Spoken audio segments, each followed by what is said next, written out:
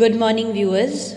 Today I am present before you with the summary of the essay Crisis in Orientalism. This essay is written by Edward W. Said. Before I begin the podcast, it is advisable that you keep a notebook and a pen so that you can jot down the important points relating to this particular topic. It is further advisable to use earplugs for listening to the podcast.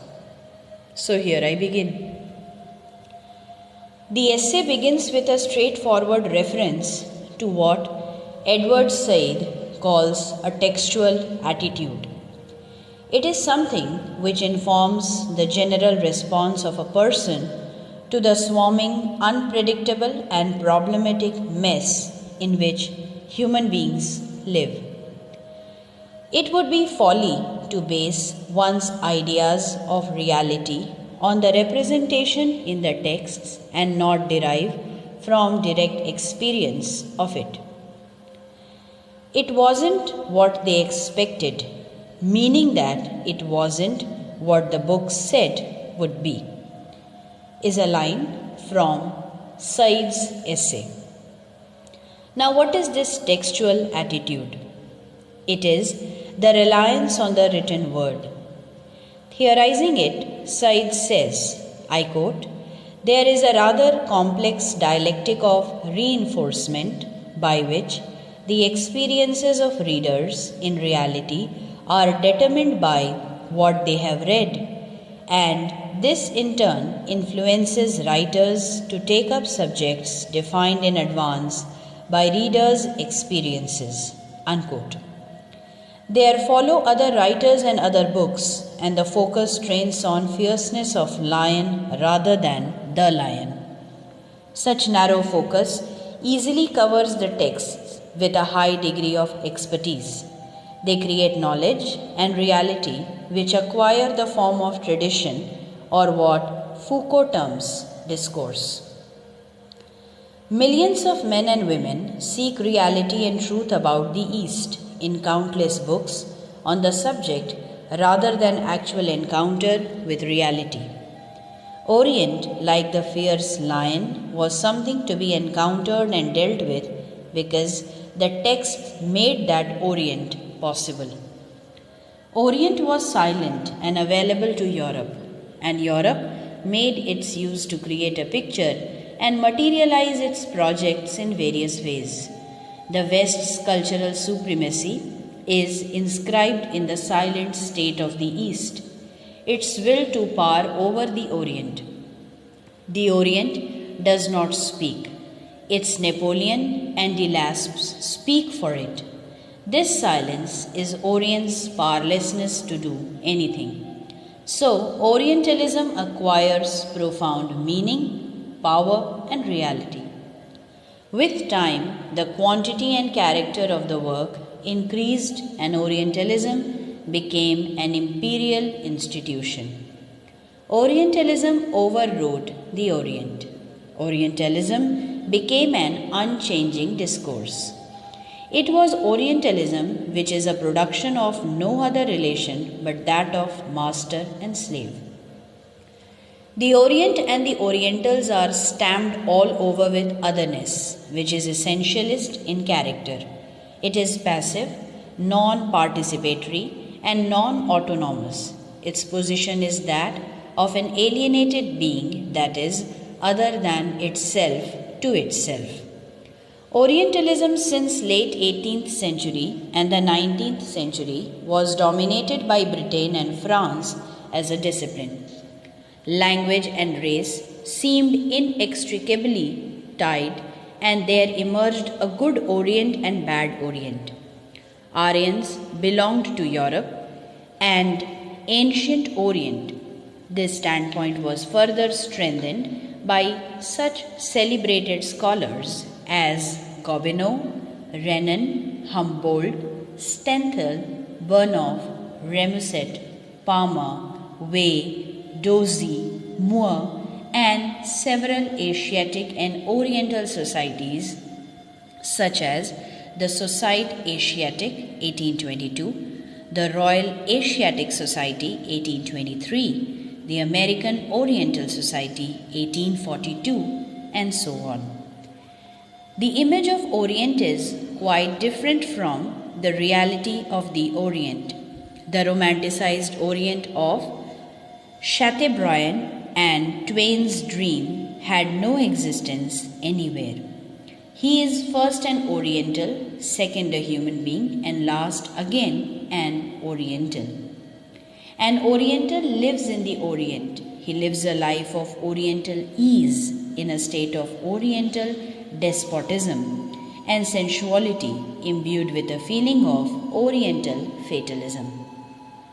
Edward Said quotes Flaubert, who uses every possible chance to demean the Arab in open description of the sexual perversion indulged in by Egyptians. The Europe watches from a distance, is never involved and adopts a detached stance. The Orient becomes a living tableau of queenness. The Orientalists' objectivity and detachment are invariably laden with subjectivist perspectives. His Orient is not the Orient as it is, but the Orient as it has been Orientalized. This is all a segment of the arc, as Said calls it, that connects the statesman and the Orientalist. The scope of Orientalism matched the scope of empire. And it was this absolute unanimity between the two that provoked the only crisis in the history of Western thought about and dealings with the Orient. And this crisis continues now. The new Orient that confronted the West was quite different from the old Orient. It was free, armed, and no longer mute. So two alternatives opened before Orientalism. First, to ignore new developments as if nothing had happened, and second, to adopt old ways to the new. A small minority considered the third option of dispensing with Orientalism altogether. The crisis in Orientalism was the time lag between the Orient, as represented by them, and the activities obtainable in ex-colonies.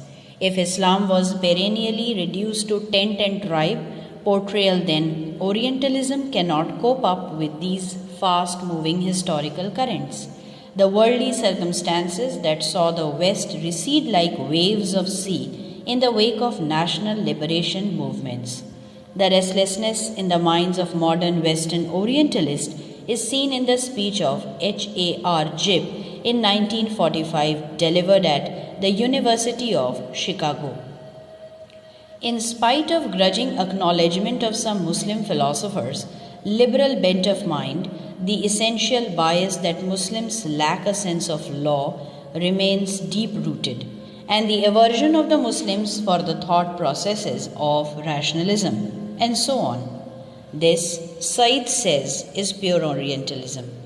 The Western Orientalist is blinded by his own position. He has laid it down that the Muslim world has not progressed beyond the 7th century and is not likely to, because according to their perception, reform of any kind is not in line with Islamic theological precepts. How can an Oriental slip out from these manacles into the modern world? Orient is much too different to be left to the Orientalist. The Orientalist's view is conservative in its closed vision and dogmatic assertion.